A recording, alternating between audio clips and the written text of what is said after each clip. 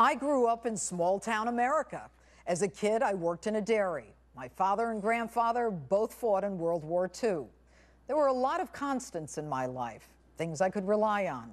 Church on Sundays, the Pledge of Allegiance at school, the love and support of mom and dad, and the fact that I lived in the greatest country in the world, where every day dreams come true. But last Wednesday, as I sat in a congressional hearing room on a rainy day in Washington, D.C., listening to whistleblowers' riveting accounts of what happened in Benghazi on the night Ambassador Chris Stevens, Sean Smith, Ty Woods, and Glenn Doherty were killed, my heart broke. Hello and welcome to Justice. I'm Judge Janine Pirro. Thanks for joining us tonight. I've spent my career assigning blame for wrongdoing, instructing jurors on how to assess the truth, telling them to use their common sense in deciding who's credible, who has something to gain, something to lose, who has a motive to lie, telling them if someone lies once, you're free to assume they'll lie to you again. And there is something about the truth when you hear it. You simply know it. On the night he died, Ambassador Chris Stevens called whistleblower Greg Hicks to say, "We're under attack." The statement, clear, unequivocal, and foreboding. And Hicks did everything he was supposed to, activating the emergency response plan, mobilizing a team to repel the attack, calling the State Department's Operations Center, continuously updating the Operations Center throughout the night, even chartering a plane to fly the Tripoli response team to Benghazi. At some point, Hicks realized he was being left out of all decision-making and that the order had been given to stand down. There would be no rescue. We now know the Obama administration lied to us. They misled us, and they left Americans to die. So what do we know? Fact. The president knew at 5 p.m. his consulate and ambassador were under attack. He simply told Joint Chiefs Chairman Dempsey and Defense Secretary Panetta to take care of it. He simply went to bed. He didn't even bother to call, never checking with them again. Fact. The next morning, the president takes Air Force One to fly to a Las Vegas fundraiser for himself while Americans burn in the Middle East. He can take Air Force One for a campaign fundraiser, but he can't send fighter jets to save Americans. Fact. The fight lasted 8 hours. Fact. There was no spontaneous demonstration, no YouTube video that ignited the murderous fury in Benghazi, and they all knew it. It's not one fact, but each fact taken together is a connected whole that convinces us of what the truth is. And that truth? Jay Carney, Susan Rice, Hillary Clinton, Barack Obama, they all lied to us. Now, I'm tired of the sugarcoating. I'm tired of putting truth to the falsehood. A lie is a lie is a lie. Let's call it what it is. The whistleblowers changed everything. The ones who were instructed by Hillary's chief of staff, Cheryl Mills, not to speak to anyone alone about Benghazi, including congressmen. But Greg Hicks says it best. The job now is a significant, it's a demotion. So I've been effectively demoted from deputy chief of mission to desk officer.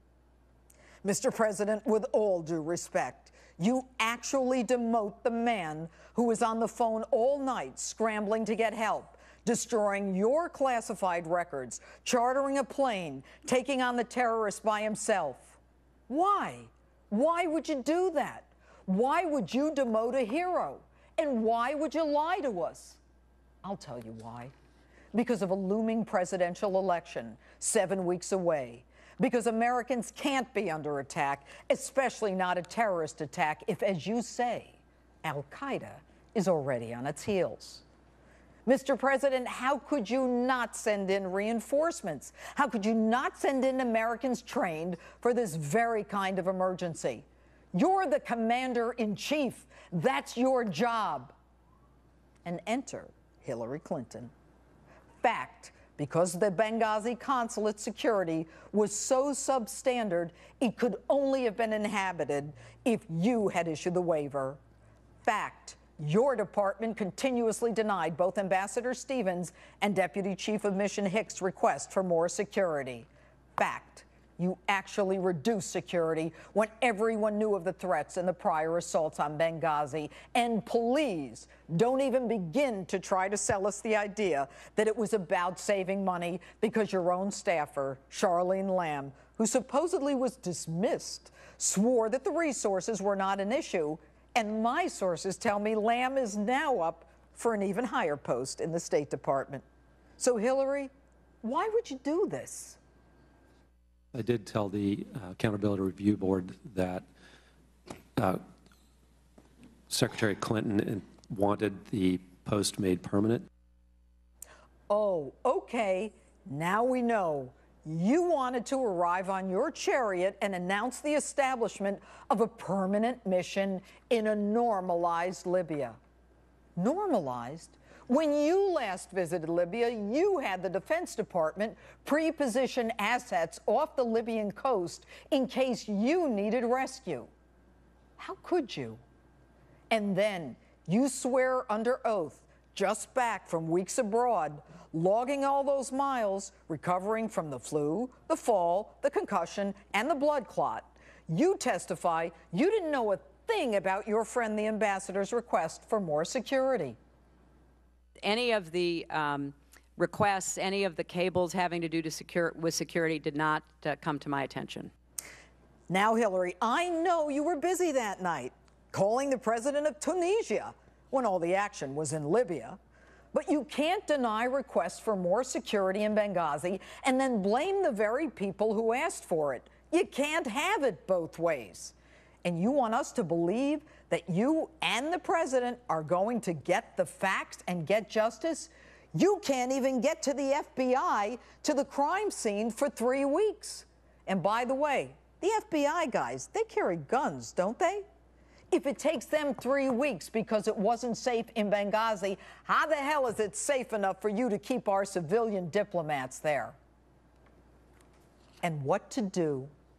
Find some guys with impeccable reputations, beholden to your husband Bill, and ambassador named Pickering, an admiral named Mullen.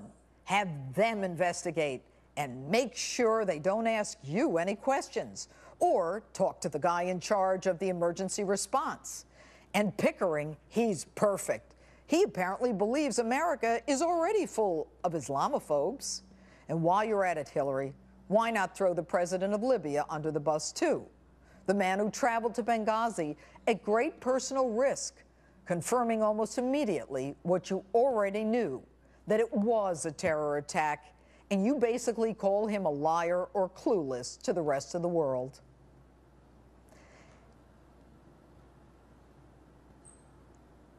And how about your take on our money?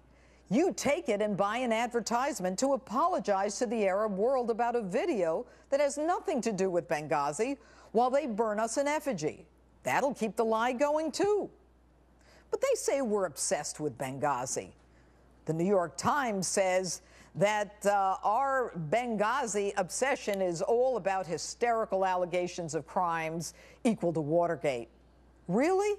My memory may not be all that great, but nobody died at Watergate, and no one was left on the battlefield. Our Congress, though, they're good. They'll get to the truth.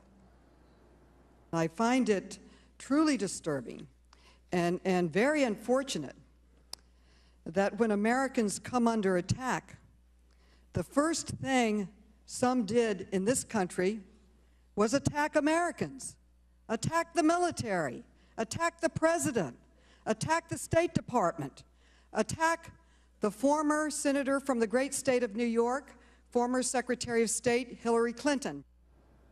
You're kidding, right? We have the best military in the world.